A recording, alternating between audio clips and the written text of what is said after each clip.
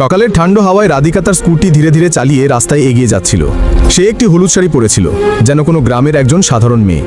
কেউ কল্পনাও করতে পারেনি যে সে এসপি ম্যাডাম অঞ্জলি সিং এর ছোট বোন। সেদিন সে তার এক বান্ধবীর বিয়েতে যাচ্ছিল। বাজার পেরিয়ে যাওয়ার পর সে রাস্তার ধারে 5-6 জন পুলিশকে দেখল। তারা গাড়ি চেক করছিল। তাদের মধ্যে ইন্সপেক্টর মোহন সিংও ছিলেন, সেই মোহন সিং যিনি সেই থানায় কর্মরত ছিলেন যেখানে তার বড় বোনের যাতায়াত ছিল এবং যাকে অঞ্জলি সিং তার ভালো বন্ধু মনে করতেন। রাধিকা তাদের কাছে পৌঁছতেই মোহন সিং হাত তুলে তাকে থামার ইশারা করলেন। রাধিকা স্কুটিটি পাশে রেখে দিলে ইন্সপেক্টর হাসতে হাসতে বললেন, আরে ম্যাডাম, হেলমেট ছাড়া কোথায় যাচ্ছেন? আর স্কুটিটাও এত জোরে কেন চালাচ্ছিলেন? এবার তো চালান কাটতেই হবে, নাইলে আপনাদের এই মনোভাব কখনো বদলাবে না। রাধিকা বিনয়ের সঙ্গে বলল, স্যার দুঃখিত, আমি তাড়াহুড়োতে ছিলাম, তাই হেলমেট নিতে ভুলে গেছি। কাছেই একটি বিয়েতে যাচ্ছি, ছেড়ে দিন না। আর আমি স্কুটি জোরে চালাইনি, মাত্র 30 কিমি গতিতে ছিলাম। কিন্তু ইন্সপেক্টর মোহন সিং রেগে গেলেন। তুই আমাদের শেখাবি আইন কি?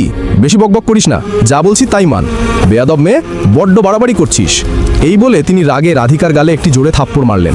তখনও তিনি জানতেন না যে এটি কোনো সাধারণ মেয়ে নয়, বরং এসপি অঞ্জলি সিং এর ছোট বোন।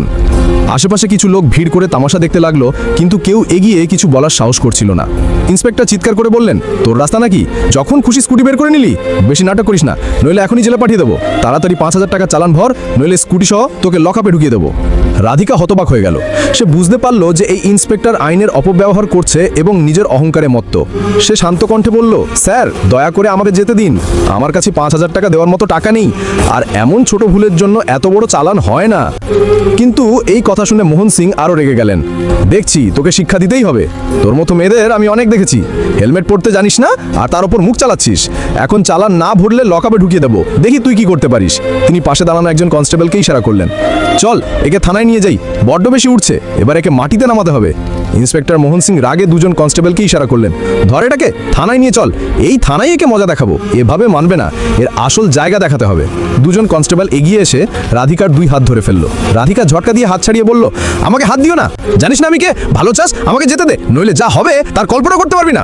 এই কথা শুনে ইন্সপেক্টরের মুখ লাল হয়ে গেল। তিনি রেগে গিয়ে আবার রাধিকার গালে থাপ্পড় মারলেন। রাধিকা এতক্ষণ সব সহ্য করছিল, কিন্তু মনে মনে ঠিক করে ফেলেছিল যে এই অহংকারী ইন্সপেক্টরকে আইনের মাধ্যমে শিক্ষা দেবে। আশেপাশে দাঁড়ানো লোকজন তামাশা দেখছিল, কিন্তু কেউ এগিয়ে সাহায্য করছিল না। থাপ্পড় খেয়ে রাধিকা একটু টুলে গেল, কিন্তু নিজেকে সামলে নিল। সে দৃঢ় কণ্ঠে বলল, আপনি অকারণে একটি মেয়ের উপর হাত তুলছেন, এর শাস্তি আপনাকে পেতেই হবে। পরে খুব পস্তাবেন, এখনো সময় আছে, সংশোধন হয়ে যান। কিন্তু মোহন সিং আরও রেগে গেলেন। বড্ড মুখ চলছে, নিয়ে চলে কে? কনস্টেবলরা রাধিকাকে শক্ত করে ধরে থানার দিকে নিয়ে গেল। থানায় পৌঁছতেই মোহন সিং জোরে চিৎকার করে বললেন, কোথায় মরে গেল সবাই? তাড়াতাড়ি চা নিয়ে আয়, একজন বিশেষ মেহমান এনেছি, এর আতিথেয়তা ভালোভাবে করতে হবে। একজন কনস্টেবল দৌড়ে চা নিয়ে এলো, আর মোহন সিং আরাম করে ডেস্কে বসে গেলেন। এবার তোকে দেখাবো আমাদের ক্ষমতা। আইনের সঙ্গে পঙ্গা নিচ্ছিলি, এবার বুঝবি তোর আসল জায়গা কি। তিনি অকারণে রাধিকার বিরুদ্ধে মিথ্যা রিপোর্ট লিখলেন এবং বললেন, দেখলি রিপোর্ট তৈরি, এবার ভেতরে ঢুকিয়ে দাও, এর সব দম্ভিকতা বের করে দেবো। কিছুক্ষণের মধ্যেই রাধিকাকে একটি নোংরা অন্ধকার লকআপে ঢুকিয়ে দেওয়া হলো, যেখানে বড় বড় মশা ভনভান করছিল এবং দুর্গন্ধে শ্বাস নেওয়া কঠিন হচ্ছিল। সময় ধীরে ধীরে কাটছিল। এমন সময় থানার দরজা খুলল। ভেতরে এসএইচও দীপক বর্মা এলেন। তার চোখ লকআপে দাগানো রাধিকার উপর পড়ল। তিনি মোহন সিংকে জিজ্ঞাসা করলেন, কি ব্যাপার, এটাকে লকআপে কেন ঢুকানো হয়েছে? মোহন সিং নির্দ্বিধায় বললেন, স্যার এই মেয়ে হেলমেট ছাড়া স্কুটি চালাচ্ছিল এবং জোরে চালাচ্ছিল, থামাতে গেলে বেয়াদবি করতে শুরু করলো, তাই মজা দেখাতে এনেছি। দীপক বর্মা হেসে বললেন, ভালো করেছো, এদের বড্ড বেশি মনোভাব, আইনের সামনে নিজেদের খুব বড় মনে করে। তিনি আসল কারণ জানার চেষ্টাও করলেন না, আর রাধিকার দিকে তাচ্ছিল্যের দৃষ্টিতে তাকালেন। রাধিকা বুঝে গেল যে এখানকার 2 অফিসারই আইনের রক্ষক নয়, বরং ভক্ষক। তার কাছে মোবাইল ছিল না, কারো কাছে সাহায্য চাওয়ার উপায়ও ছিল না, কিন্তু ভাগ্য তার সঙ্গ ছিল। সেদিনই বিকেল 4টের দিকে তার বড় বোন এসপি অঞ্জলি সিং কোনো কাজে থানায় এলেন। থানায় ঢুকতেই তার চোখ লকআপে দড়ানো হলুদ শাড়ি পরা একটি মেয়ের উপর পড়ল। তিনি তৎক্ষণাৎ চিনে ফেললেন, সেটি তার ছোট বোন রাধিকা। অঞ্জলি সিং তৎক্ষণাৎ লকআপের দিকে এগিয়ে গেলেন এবং বিস্মিত হয়ে বললেন, রাধিকা তুই এখানে কি করছিস? কে তোকে লকআপে ঢুকিয়েছে? কি হয়েছে? পাশে দাঁড়ানো একজন কনস্টেবল এইসব শুনছিল। সে তৎক্ষণাৎ বুঝে গেল যে এটি কোনো সাধারণ মেয়ে নয়, বরং এসপি ম্যাডামের ছোট বোন। সে দৌড়ে মোহন সিং এর কাছে গিয়ে সব বলে দিল। মোহন সিং এর মুখ ফ্যাকাশে হয়ে গেল। তিনি ঘাবড়ে গিয়ে দৌড়ে লকআপের কাছে এসে বললেন, এসপি ম্যাডাম, এই মেয়ে রাস্তায় বেয়াদবি করছিল, আইন ভেঙে স্কুটি চালাচ্ছিল। যখন আমরা থামিয়ে বোঝালাম, তখন এটি আমাদের গালি দিল এবং বলল, তোমরা জানো না আমি কে, আমি তোমাদের সাসপেন্ড করিয়ে দেব। বড্ড বেশি মনোভাব দেখাচ্ছিল, তাই আমরা একে লকআপে ঢুকিয়ে দিয়েছি। অঞ্জলি সিং এর মুখ রাগে লাল হয়ে গেল। এটি আমার ছোট বোন, আর আপনি যা করেছেন তা একেবারে ভুল।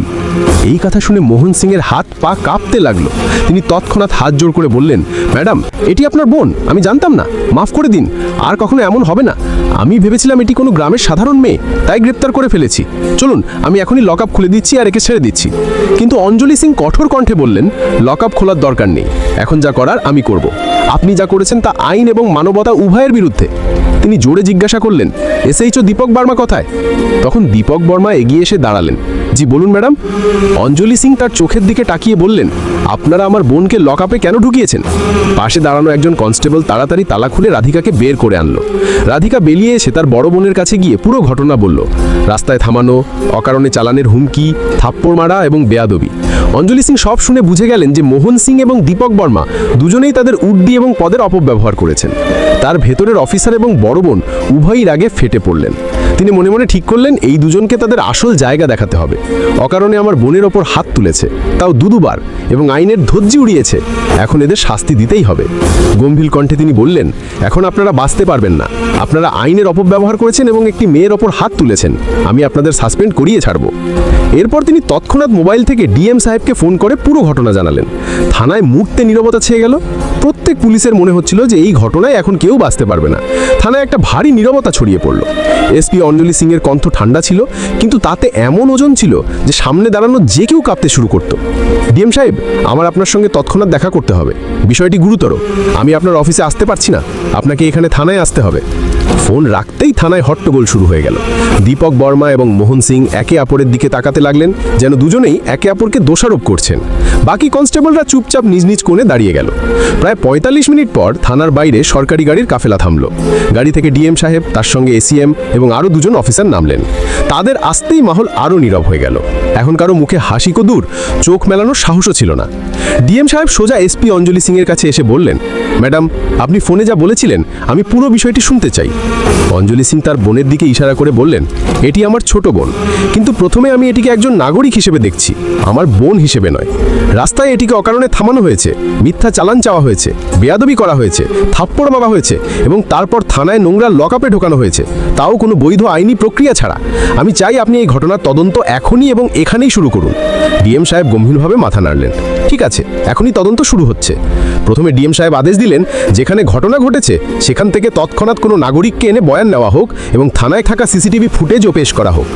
থানার একজন কনস্টেবল আসতে বলল, স্যার, ঘটনার সময় রাস্তায় কিছু লোক মোবাইলে ভিডিও করছিল, তাদের তাড়াতাড়ি ডেকে আনুন।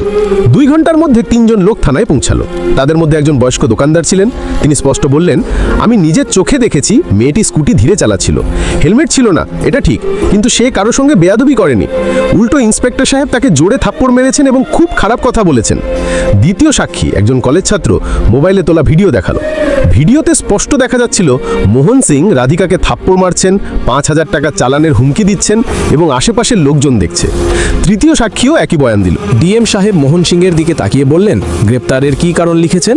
মোহন সিং ঘাম মুছতে মুছতে বললেন, স্যার, এটি আমাদের গালি দিয়েছে এবং হুমকি দিয়েছে। ডিএম তৎক্ষণাৎ টোকা দিয়ে বললেন, এই অভিযোগ প্রমাণ করার জন্য আপনার কাছে কি প্রমাণ আছে? মোহন সিং নীরব হয়ে গেলেন। এবার থানার সিসিটিভি ফুটেজের পালা। ফুটেজে দেখা গেল রাধিকাকে কোনো জিজ্ঞাসাবাদ ছাড়াই সোজা লকআপে ঢোকানো হচ্ছে। মোহন সিং এবং দীপক বর্মা দুজনে মিলে হাসতে হাসতে কথা বলছেন এবং কোনো লিখিত বয়ান বা গ্রেপ্তারের কাগজ তৈরি করা হয়নি।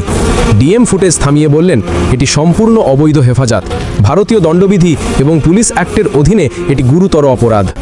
ডিএম দীপক বর্মাকে জিজ্ঞাসা করলেন, এসএইচও সাহেব, থানার প্রধান হিসেবে আপনার দায়িত্ব ছিল যে কোনো নাগরিকের সঙ্গে আইন অনুযায়ী ব্যবহার করা, আপনি ব্যবস্থা কেন নেননি? দীপক বর্মা অনিচ্ছায় বললেন, স্যার, আমি ভেবেছিলাম ইন্সপেক্টর ঠিক আছে এবং মেয়েটি সত্যিই বেয়াদবি করছে। ডিএম তীক্ষ্ণ দৃষ্টিতে তাকিয়ে বললেন, ভাবা আইনের ভিত্তিতে নয়, প্রমাণ এবং প্রক্রিয়ার ভিত্তিতে চলে। আপনি না তদন্ত করেছেন না থামানোর চেষ্টা করেছেন, এর মানে আপনি এই অবৈধ কাজে সমানভাবে অংশীদার। প্রায় 3 ঘন্টার জিজ্ঞাসাবাদ, সাক্ষীদের বয়ান এবং প্রমাণ পরীক্ষার পর ডিএম সাহেব তার রায় ঘোষণা করলেন। ইন্সপেক্টর মোহন সিং এবং এসএইচও দীপক বর্মা দুজনকেই তাৎক্ষণিকভাবে সাসপেন্ড করা হলো। তাদের বিরুদ্ধে বিভাগীয় তদন্ত এবং আইপিসির ধারা 323, মারপিট, 441, অবৈধভাবে আটকানো এবং 167 আইনের বিরুদ্ধে কাজের অধীনে মামলা দায়ের করা হবে।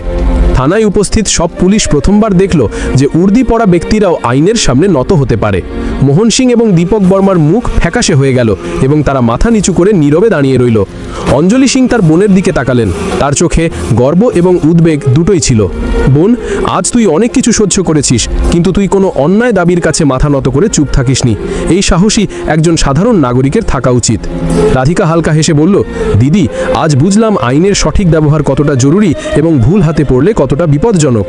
ডিএম সাহেব চলে যাওয়ার সময় বললেন, এই ঘটনা পুরো জেলার জন্য একটি দৃষ্টান্ত হয়ে থাকবে যে আইন সবার জন্য সমান, সে পুলিশ হোক বা সাধারণ নাগরিক। সেদিনের পর থেকে সেই থানায় প্রতিটি পুলিশের ব্যবহারে পরিবর্তন দেখা গেল।